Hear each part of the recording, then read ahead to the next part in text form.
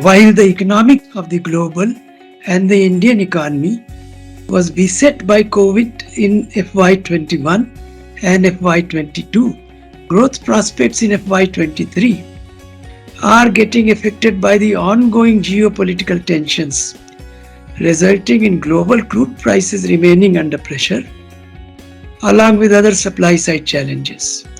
The IMF, in its latest issue of the World Economic Outlook, has forecasted global growth at 3.6% for 2022, while that for India has been pegged at 8.2% for FY23.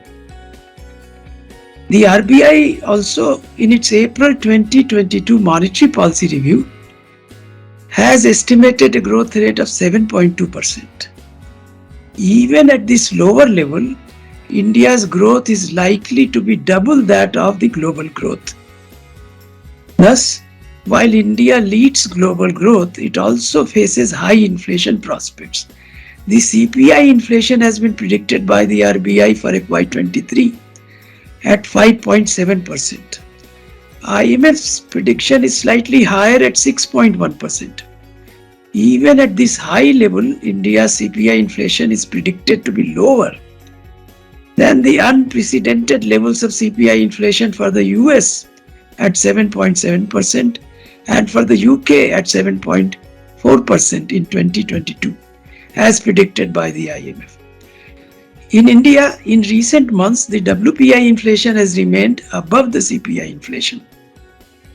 This implies that the implicit price deflator-based inflation in India may also be in the range of 7.5 to 8%, implying a nominal growth prospect of 14% or above. This would lead to a growth of more than 15% in centre's gross tax revenues, assuming a buoyancy of about 1.1. If that happens, it will provide suitable fiscal space for the central government and even to some extent the state governments to deal with the emerging economic challenges which have external roots for India in this fiscal year.